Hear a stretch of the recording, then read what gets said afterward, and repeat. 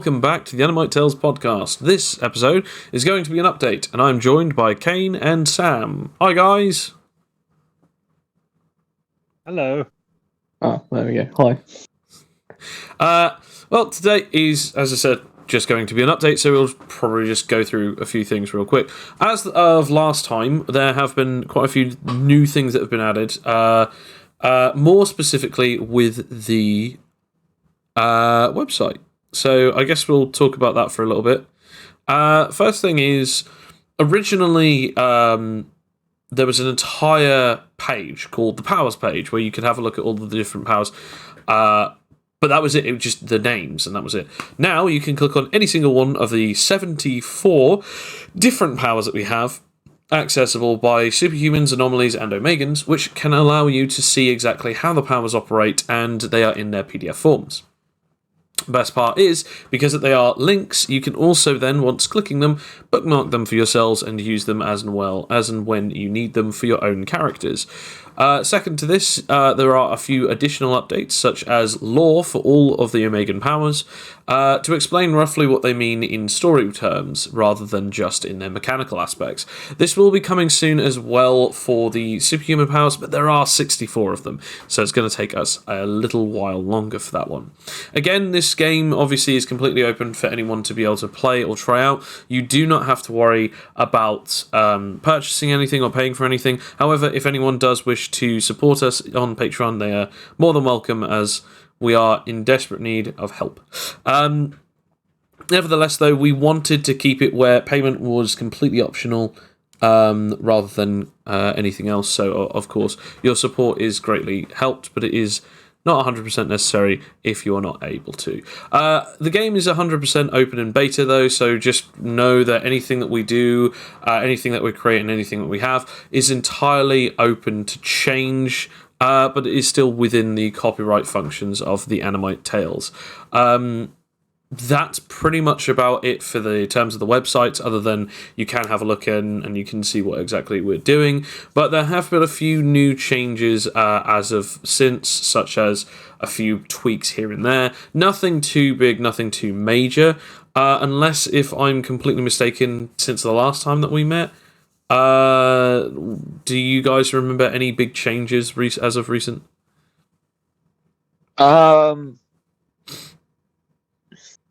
Not that any are actually out, I don't think. Unless I'm just forgetting. I feel like there's something we changed for one of the powers, but I can't remember. Oh, technically we have changed two things about the vocabulary used in the game, which is something to do with that. The first one... We clarified a few things, didn't we? Yes, yeah. Do you remember what those are? I think was it to do with... It was to do with powers I had, because I was confused about them. Yes, yeah. So was it space? It's not space. So it is actually catalyst. So originally we had these things called legendary blood transfusion, which, for blood transfusion's sake, what that pretty much is power blood infusing. Power blood infusing basically allows a person to be able to infuse the blood of a super powered being into an object, and depending on how good they roll, depends on what kind of abilities or functions they will have. We've got now a whole table of 6 different generic powers that can both be normal and legendary, and we've also changed the terminology for legendary. Now, legendary is basically super high quality abilities on these items from superpowers, but they're also known as something else, which is Power Stone objects. So Power Stones and Power Stone objects are pretty much a person's powers have been infused via their blood or DNA onto an object to such a degree it is practically now a perfect duplicate of their powers infused onto or into that object. This is the stuff in which catalysts are able to use and activate. As for the special blood infusion effects, pretty much every ability can get at least one or more of this table of 6 different abilities. Can either of you remember any of the abilities under the generic blood transfusion table? One's double damage, one's double range. One of them, I'm pretty sure, is you can store like a technique or an ability that you can use like once per day or something. Yep. And then I forget the other three. Okay, so to list that off, yeah, one is basically double damage, or at the very least, adding the sum total, adding the sum total amount of damage dice that you can deal normally with your abilities added onto your current capabilities, if and when using said item or weapon, whilst activating your powers. The other one is range, which adds the whole summation of your range on top of your current range. And as you said about the storing techniques, you can store techniques or abilities into the object and use them and utilize them without needing to roll for them, unless if you are doing contesting rolls, which means that you're attacking someone for in which someone then has to roll against you.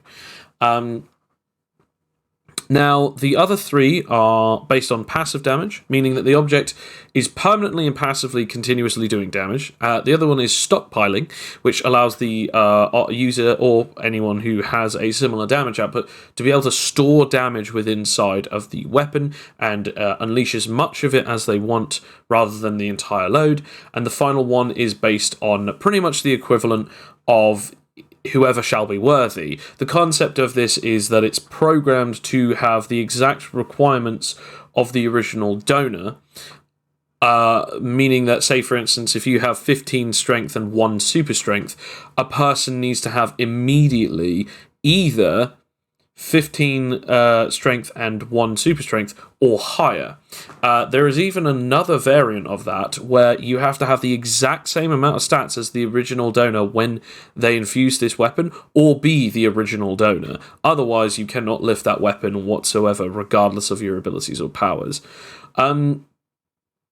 There's a lot of really fun and unique things that you can do. There may very well be new ones that come in and join on that generic table, but pretty much whenever you're looking at your powers on Blood Transfusion, if there isn't a unique one, we will eventually have things that will state this power is capable of having blood-infused objects be infused with the perks number 1, 2, 3, 4, 5, and or 6. So it will tell you all of the different numbers that you can have, and then you just go and look at the list of different blood transfused abilities.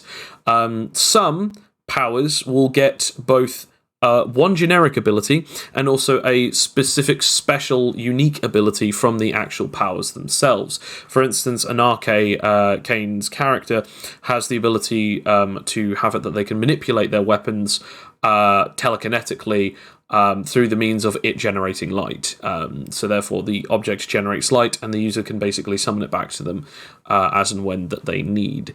You can even say amalgam powers allow the user to be able to have a blood transfused object, and as long as it's attached to other Power Stone objects, the user can wield and use those Power Stones. As normally, amalgamation, you require to have living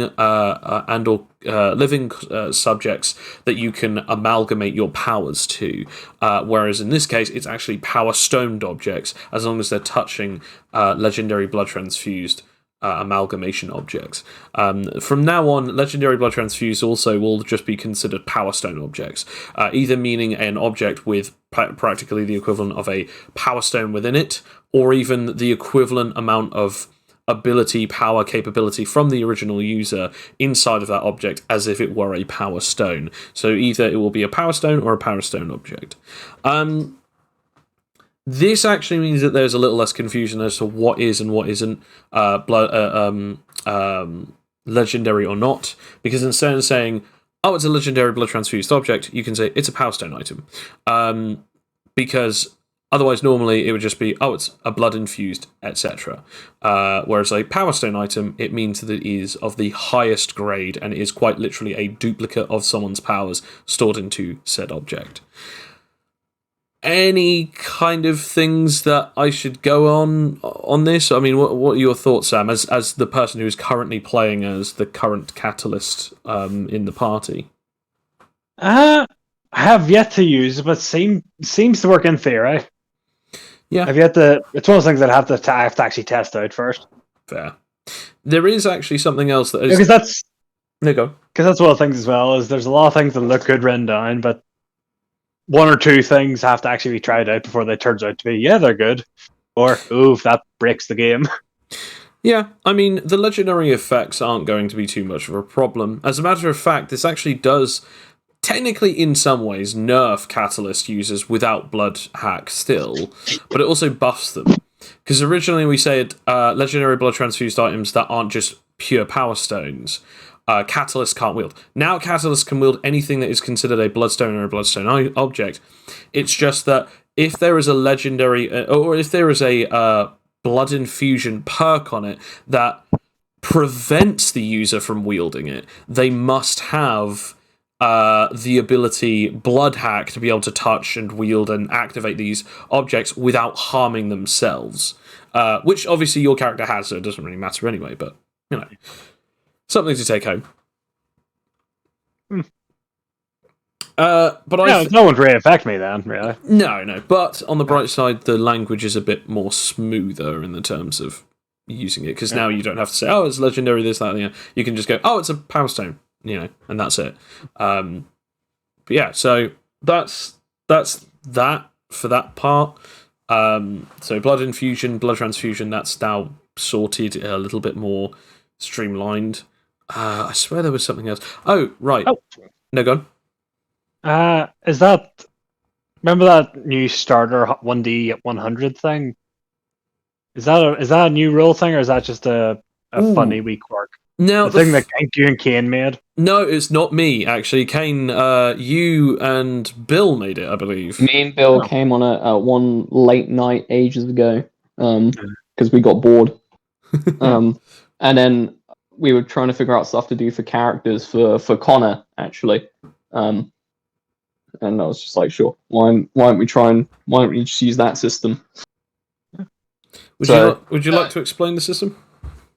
So, I believe it's the wacky isekai rules, what we came up with it. Because the original idea was if we ever did a campaign where you essentially, and the isekai is essentially, where someone gets sent into another world. So if we ever did a campaign like that, we would use this system to do it. And you essentially random roll for everything under your things. I'm trying to remember where you'd put it now. It's in potential mechanics. I was going to say I put it in potential mechanics because I didn't want us to lose it again. Because I thought it was brilliant, and also to be honest, I think that it is pretty much going to potentially be an actual potential mechanic to help people. Not even just in the isekai concept, but also just wherever and whenever. Because I realized, I think it was after the Connor situation that I realized it can't just be like a silly haha mechanic. It actually is way too helpful for people who don't know what they're doing or how they're building a character in this game. They should just be like, okay, roll that. And the best part is that like we are currently building a list of all of these different things as to what all these things mean, like what these different locations are, where they mean, what kind of things that you can expect from them. So with this mechanic, it really brightens it out pretty well. But sorry, I'll let you continue. I guess we'll give a laydown of how this actually works, because we haven't described how it actually works at the minute. We've just been talking good about it. So, essentially, at the beginning, you just random roll for what your race is. We did this for a D100.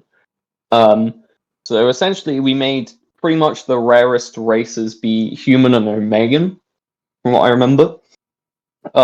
And then, so it's like 1 to 5 is human, 6 to 45 is superhuman, 46 to 70 anomaly, 71 to 85 husk, and then 96 to 100 Omegan. So you get your race, and then you just use the normal sort of power system to random roll for whatever abilities you may get. Husk is a bit more. I guess you can also random roll the specific type of husk you are. Or you can obviously just pick your abilities. That's entirely down to you. But if you want to go, the full random route, which is personally my recommendation because it's more fun. And then after that, you essentially random roll to see where you end up in essentially, I would say, 8 of the major places in the world we have invented so far. So you got Iris City, which is like the the super places for superheroes. Garrison, which is I think arguably just like the tech head place. Cyberpunky City. Yep. You got quite a few others, but essentially you random roll a D8, and you end up in one of these places. In one of the many places in the world. Then you roll a D6 to see where exactly in that place or continent you end up. So whether you were born on like a coastal town on that continent or that place where you born in this like in a big city, or were you just out in the boonies, Then you might roll for example, how much wealth did you grow up with? We broke ass, or we well off, we rich. So you might roll a d4 for that one. And then, for a bit of extra spice, if you're not quite sure what to do for backstory or other people around you, we came up with essentially another D100 system to roll for essentially alignment of parents. This one isn't very necessary, but this one's just for the original concept that we came up with. This one was quite a fun one, where it's basically, do you have good parents, or do you just get like the worst people in the world? I mean, that'd be quite funny for the isekai if you're one of those like die and be reincarnated ones. Yeah, like you like just normal person reincarnated like the demon lord's son or something. Like yeah. You just get someone really terrible, or you get like the best parents ever. Exactly. Or you just get generico parents. I like the naming of evil and then just bad people. Yeah, because we wanted it that like there's essentially they're not necessarily super villains. They're just sucky people. They're just pricks. Yeah, pretty much. And then like the lowest one is no, you've actually got like horrendous people as parents. Like they are up to some heinous stuff. You've got Michael Myers, your father. I guess you could argue like it's either like, oh, this is a cartoonishly evil parent who is just genuinely the worst thing to ever exist, or you can actually go, no, this person is just not, they shouldn't have been a parent. They're not that great at it, and they just haven't treated you well. Versus then like, I guess you say good and then very good. Being the concept of, oh, they're a really good parent versus like they. Yeah, the other one is just like they're like the top one is like they're essentially like paragon of a human being most of the time. I think the funny thing is that paragon of morals. I think the funny thing is that when I was talking about this, I think with it was either Bill or Juice. I was saying like, couldn't you have it that like a bad parent is someone who wanted to do good but just smothered their kid to the point of which that they can't deal with it anymore. It's like, oh no, that was terrible. Like I was basically never allowed to leave the house because they were terrified of me like basically getting a paper cut or something, and it's just like that's how you do it. So Joe, read any comic book about superheroes with kids. 90% of them are bad parents by accident. I mean, fair enough. Yeah, like that's the horrible thing. Like, look at Batman. He is a terrible parent. Yeah, fair. Doesn't his parents like change throughout the things though? I could be wrong, but like, isn't it like in some of them they're like, well, not as in like the people, but in some of them, isn't like his parents were like. Basically running Gotham's like crime syndicate. Yeah, which I do love that's like that. I think that came from Telltale specifically. I think so, yeah. No, and then that's become. They do actually hint at it in a couple of other things. One, I think it's like they kind of hint at it to some degree in. It's not Batman Begins or any of those. There's one, I can't remember what it is. There's one movie where they kind of hint at it that like. Originally, Batman's parents, or at least specifically Thomas Wayne, allowed like the deforestation of an area, and the contractors call up Bruce Wayne and say, "Oh, we're going to do this." He goes, "I don't care if I have to stop you myself. You are going to shut that down right now." And it's like, I can't imagine who would ever allow the deforestation under my name. It's like, no. The old contract was your father's. And I was like, oh. Okay, like so, yeah, not exactly the nicest guy back in the day. That might have been in the cartoons. I think that feels like a Poison Ivy episode if ever I've seen one. It might very well be, Yeah, well, I mean, like that. There's anything like just being like, 1960s or like 19 assumingly probably then, like 1960s, we'll just cut it down, as opposed to, oh, yep, I'm going to make someone go to an insane asylum by making her go cuckoo in the brain pan because I want to have an organization. Nevertheless, you've got a lot of different things though, because you've also got wealth as well. I believe. I don't know if you said that already. Yeah, I did go over wealth. Yeah. Whether you broke or you good. It's actually just a random background generator. It is. and The it works whole really point well. is like it's a very rough background generator. It's not like very in depth at all, but it's enough where like if you have no ideas, you can get something out of it. I think the funny thing is that completely stuck. it went from Connor having no idea what he was going to do to suddenly being like, yeah, okay, I'm done by the end of like about 20 minutes. Because he listened to my great ideas. It also is the very thing that actually turned some things around, because you were trying to make a character recently and you were like, I don't really know what to do, and then you had an idea of the power and the race, but you're like, I don't know what I would do with it for the background. And I think it was like Juice also did this alongside you, where the two of you just did the random rolls to see what you'd have. So you already had the race and the power. At that point, it was just like, okay, where did we grow up? Whereabouts did we grow up? How rich were we? How poor were we? And then it was like what were our parents like? And I think the funny thing is that like Juice got neutral parents. You got evil. I got one. Was completely evil, and the other was a bad person. And then I think, what was it like? The both of you grew up into completely different areas, and it was both poverty-ridden or something like that. Yeah, we both got poor.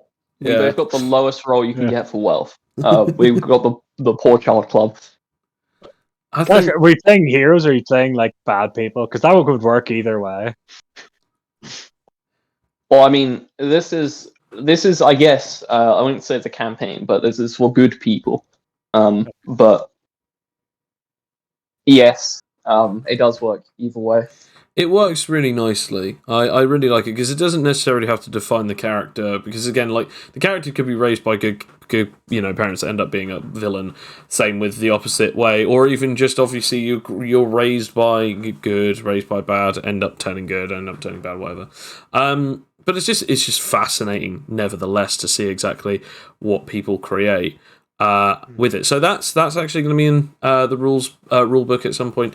But we're still figuring out like a little list of things so that then people can see what each of those areas are, and sort of like rough concepts behind it. But this is actually a really good thing, because now if people say, oh well, in my backstory I have money, people no longer can do that thing of like, oh well, in my backstory I'm rich, and then everyone else does it, and then everyone starts off with like tons of money.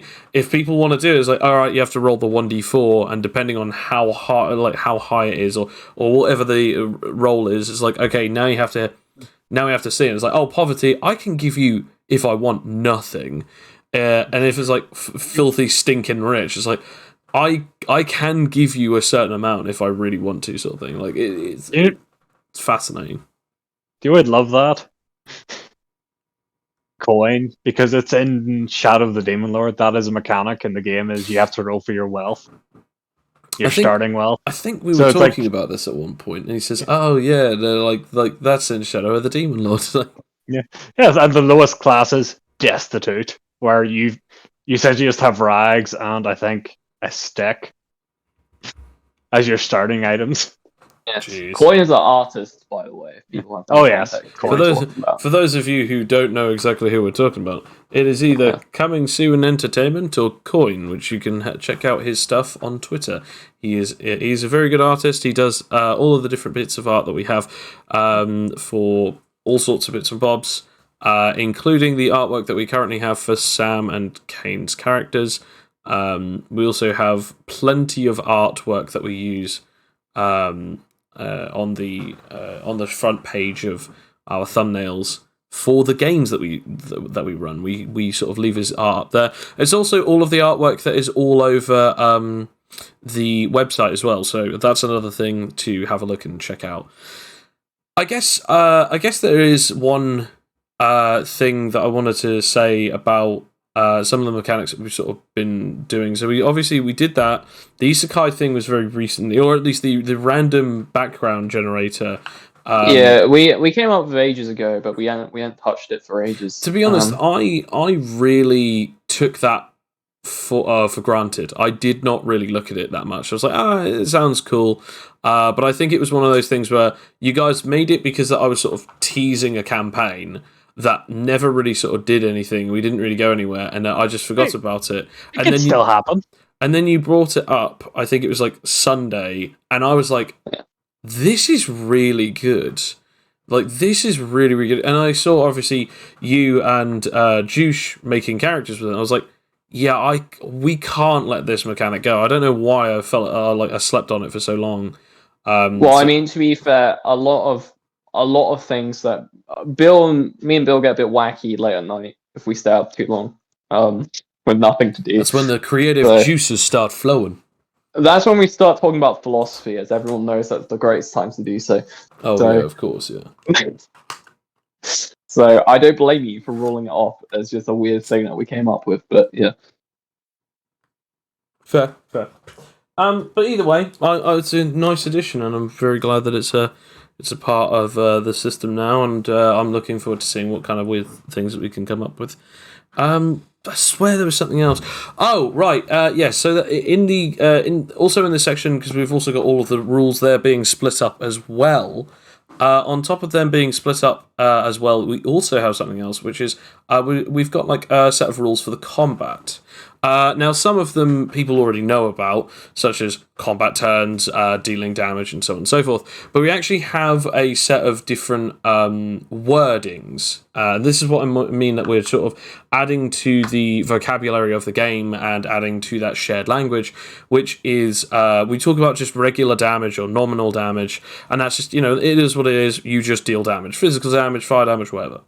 You then have additional damage, which is damage alongside another bit of damage. So you could say, say for instance, I'm throwing a fireball whilst I'm also throwing lightning at the same time because I'm an anomaly and I can throw those two things. Additional damage pretty much means that you are adding those two attacks at the same time. So in this case, you might have, I do a d10 of fire, do d10 of lightning, hit them with both. There you go, 2d10s in total. Additional damage is always nice for increased damage, but if someone has a resistance, they will obviously resist whatever dice for whatever the separate one is. So additional damage is usually, everything is separate, but the reason as to why it's still additional is because it's all in one attack, all in one go. So if the sum total of damage hits the individual, it can still break their vitality. There is actually another thing called separated additional damage, although I think it's something else now. I can't remember the name of it. I believe it's... No, this actually doesn't come up a lot, actually. It's I think it's segregated damage, where segregated or mitigated damage, which basically is when multiple attacks happen or multiple forms of damage correlate on the same turn, but they don't count together as one whole big attack. So if I said I'm shooting a gun and I shoot 3 bullets out of the gun, and you get hit by all 3 of these bullets, and the sum total of damage does 32 points of damage.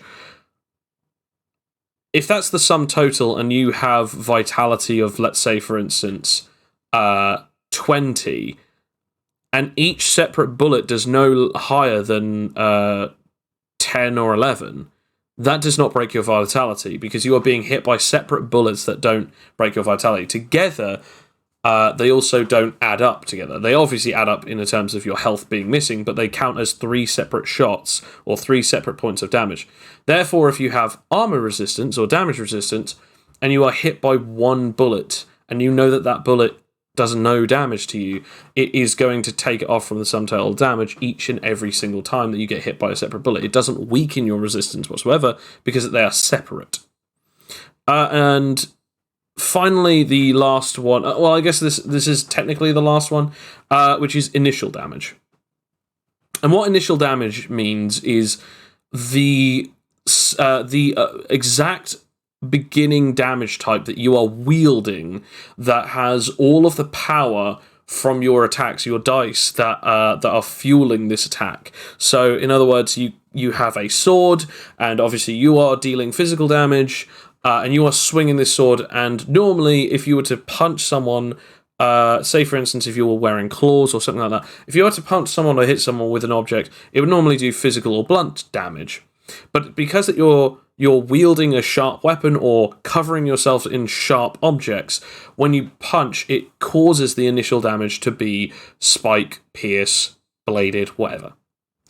If you were to cover your hand in some kind of petrol and then light it on fire, it is now meaning that your initial damage is going to be fire damage. Initial damage is pretty much what is covering or what is being the main catalyst for the damage. It is the first thing that the opponent gets hit by. If the opponent has a resistance equal to that amount of damage, they are able to resist the initial damage. However, if they don't have a resistance to the initial damage, even if they have damage resistance to physical attacks, such as, I'm resistant or immune to blunt damage, I'm resistant to regular physical damage, if they are not resistant to the initial damage, it cancels out their damage resistance. For instance, fire-covered fist, getting hit by basically a hot object or a fire-covered object at high velocity. If they are resistant to blunt damage but not to piercing damage, the whole set of damage is pierce. But this also works in reverse. If someone has the ability to be immune or resist the initial damage as well as the damage after that, it cancels the whole attack out. For instance, the weapon that you're using is a bladed weapon, and it does +5. I have +5. I have +5 sharp resistance, and I have 100% blunt immunity. If you hit me with this weapon and it breaks my resistance, the rest of your damage dice that you roll will indeed harm me. But if it's less than my bladed resistance, the rest of your attack counts as blunt, which I am immune to. So it entirely depends on what is that initial damage. Now, this does state, however, that if someone has a weakness to initial damage, it will only multiply the initial damage. In other words, covered in fire and it does a d6 of fire, you throw a punch that can do a d8, okay, a d6 plus a d8, whatever, cool. If I have a weakness to fire damage, I'm only multiplying that d6. I'm not multiplying the d8. However, I cannot resist that d8 because I'm taking the d6 of damage. So that's practically how it works now. This pretty much means that there are possibilities of people coating their weapons or even their bodies in elemental damage types and going to town on people and hitting them. This does allow and enable a lot of really fun combinations. But it's something that we didn't have a language for. It's been a thing for ages, but it's just not been a language. So now that we've sort of used that as claiming it as initial damage, this is the thing that we have now brought back. What do you guys think anyway? Well, it's something I think it's something we've already it's like been an unwritten rule already most of the time. Yeah. For most of that. The only thing that I think has changed has been that, that damage resistance idea of, like, if you're immune to like cutting, but you're like if you're immune to like bashing, but whatever it was, the example you gave, I don't remember that ever happening in the game. I think that's just never happened in the game because no one's had that. There are two occasions I've seen it before. The first one is kinetic empowerment stockpiling, where someone had the ability of kinetic skin. So kinetic, for those who don't know, kinetic power and stockpiling allows the user to be 100% immune to impact and blunt force trauma. However, they can be stabbed and cut. With kinetic skin, they can turn all of what they've got in their stockpile into a resistance to the other forms of damage. Now, If, say, for instance, you have 5 points of this resistance, it means that bladed weapons will have to be able to do more than 5 points of damage. Otherwise, it will then be absorbed into your stockpile as blunt force damage. That's the first incident that we've seen there. The second one was, funnily enough, against Adrian, who had incredible physical resistance, but fought against an individual that could cover their hand in energy, making their hand practically a red-hot iron for the which that they were able to strike Adrian with. This completely negated Adrian's physical resistance in that aspect, because it's not necessarily as if Adrian's taking physical damage. It's more like an object is striking her as if it is a physical object, but it is like a heated red-hot iron. So it's less about the physical damage and more about this object, of which there is elemental damage, is hitting you with tremendous force behind it. So those are the only... I'm not even kidding. I think those are the only 2 times that those have ever happened. Yeah, but I can imagine... The only other one I can imagine is like rubber physiology and dermal armor, maybe. Yes, anything that have resistances like that, yeah. Anything has resistance and an immunity. Like, that's literally the only thing I can imagine would be there. Yes, yeah. So it's a minor ruling, but it's for those who like it. It's a required minor ruling. It's also very useful if you are trying to, for instance, fight someone with an ability that might have a resistance, and you hit them with a weapon, and it's also good to explain that for injuries. For instance, like, I have some physical resistance. I hit you over the head with my sword. Okay, that damage that you dealt me is high enough to cause me an injury, but it's not going to cut me because I resisted all of the damage that sharp weapon dealt. But it's now a blunt trauma-based injury. Those are the only real times where it's going to make that much of a difference, where the initial damage is cancelled out, and therefore the damage afterwards, the secondary damage, would then be the thing that claims and classes as something slightly different. There is a little debate which actually came up recently, which was, does that mean that spirit and I think it was like, does that mean that spirit damage and psychic damage are going to basically be almost of the equivalent capabilities, meaning that you could coat your hand in psychic energy and then hit someone, to the answer of which, not if it's just pure psychic damage on its own. Willpower Spirit is specifically designed to have it that the user can coat their hands in spirit damage to have the initial damage, which then negates people's resistances. But in this particular case, this actually could theoretically nerf certain aspects of Willpower Spirit if people are able to now do this with emission style kind of abilities. What about your opinion on this game? I mean, for my final comment, that's not a bad thing. That's a pretty good thing, to be fair. Yeah.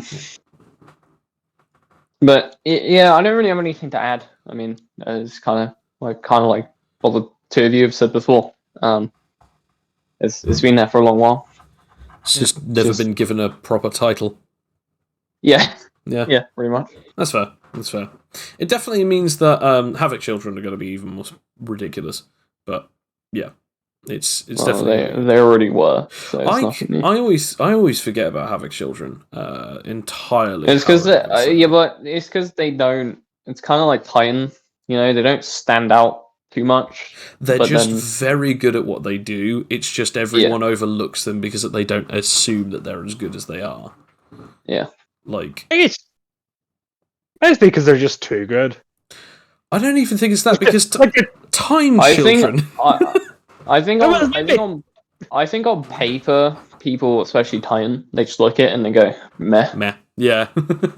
And then you go further down, you're like, oh damn. Yeah. It might just be that they're just too good at like one thing.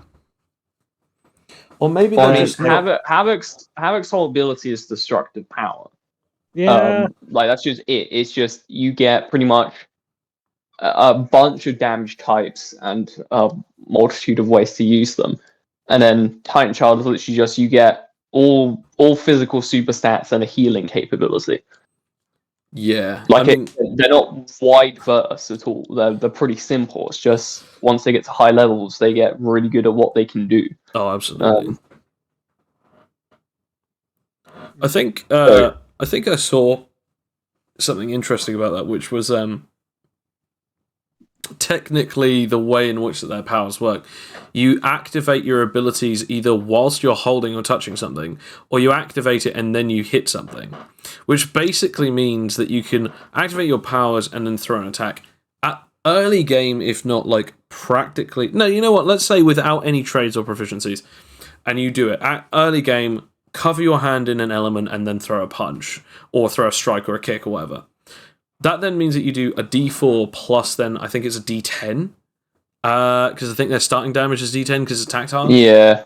And then if you become a proficient user in those weapons, so for instance you have proficient user in those traits, like for instance if you have Brawler and Art of Combat at level 3, you can then do 2d4s or a single d8 plus your strength or dex modifier, which at that point, like the weakest you can be at the level 3 Art of Combat or the level 3 Brawler is because you have to have a modifier to get to the level 3 is +1, so at 10.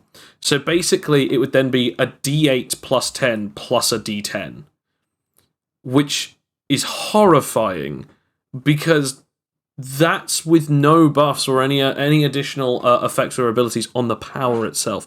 And by level 3, although that your damage doesn't increase, you then gain additional damage inputs. So you can now say, okay, my initial damage is now not only just, it could be any of the 4 of fire, lightning, ice, or energy. I could also have additional impact damage, slicing damage, or piercing damage, where I just touch something, hit something, strike something, and I basically do the equivalent of just cutting through air itself, or even any object that I touch. It is crazy. It is really good. It's not as open as a lot of other abilities like spatial, but that's a high tier one. But, yeah, absolutely, yeah. But yeah, it is ridiculously good at what it does. It's just so simple. It is. I think going back to what Sam was trying to say, I think it is less that it's too good. I think it's too simple. Yeah. Hey, wait. Well, sometime we're gonna actually have to do a campaign where we just play Omegans, because most of the time we all play Anomalies. Or yes. Hang on a second. Hang on a second. Just speak for yourself, Sam. Kate has never been able to successfully play a single every anomaly anomaly. I play is either dies or the campaign crashes. There is no anomaly playthrough for me. Well, I think the last 3 main characters or major characters that you've played as have either been Omegans or they're either superhumans or Omegans. I don't play as anything else. I should rephrase. I meant more we only use like the 64 powers. Like the main 64 powers most of the time. I meant more of that. We don't really use any of the supplementary material that'll come at some point. Are Megan's part of it yet? Or are they coming later? Oh no, Megan's dude. Like Anarche, has been confirmed to be an Megan. Like, I know that, but like on the actual the website or on Megan's there, yeah. You know, I said that at the beginning of this. Someone wasn't listening. The 10 Omegans are canonical. They are actively capable. So you can have abilities such as the ability of the 4 different damage types. You have the abilities of having a Titan physiology. You have the ability of having powers over light or dark or time, luck and probability, truth, all sorts of ridiculous abilities. There's tons of really cool things. As well as things, it was probably a long time ago when you were just starting the website. I remember you were saying about just getting the superpowers up first, and then at some point. So originally, I was even thinking of cutting the power compendium down, but because that was originally based on when I wanted an actual book out, and then I realized, well, if I don't have to worry about deadlines as much with this, I can then add things as an open beta, which is why we do it this way. yeah, like you're absolutely right. At some point, I did say that we weren't going to have Yeah. Omegans. It's just been a while since then. Yeah, I vaguely remember there going to be like supplements, but that's what I mean. At some point, most of the time we play the superpowers that are just the 64 ones. At some point, we're going to have to do like a campaign or something. I mean, where we just play all Omegans. Both Juice and Bill have said that they're going to play as Omegans in the hero campaign. Damn. Damn. If only I wasn't playing. If only I wasn't playing. Only I wasn't playing a character we already put so much backstory into. I'm not gonna lie. I'm looking forward to your character. Like, I mean, your character is going to be good. I don't have any doubts in that. That's going to be a good character. It's not even just power wise. It's also just the character build wise. It sounds and looks very good.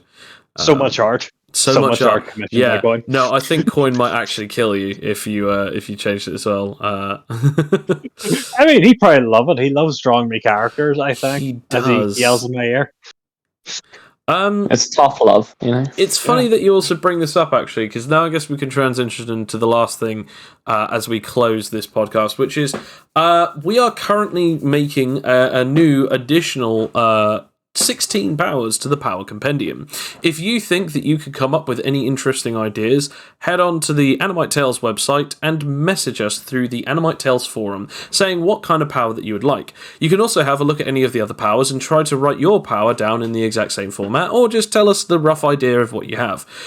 If you think that it's up there, let us know, either in the comments here on this video, or of course, on the Animite Tales website. Or of course, I guess you could just tweet me at Animite Tales. But thank you very much for listening, guys. I hope that you have had a wonderful time listening to us babble on, or at least specifically me babble on. But yeah, hopefully we'll see a new set of additional powers. You can either check it out on the AnimiteTales.com website. Oh, blimey. Or on Patreon at Animite Tales, where you can basically tell us what kind of power that you think that we should add. Once we've gotten a certain amount, we might even see how roughly that we can make them. If they're viable, we'll then put them out on a vote and see whose powers can make it in.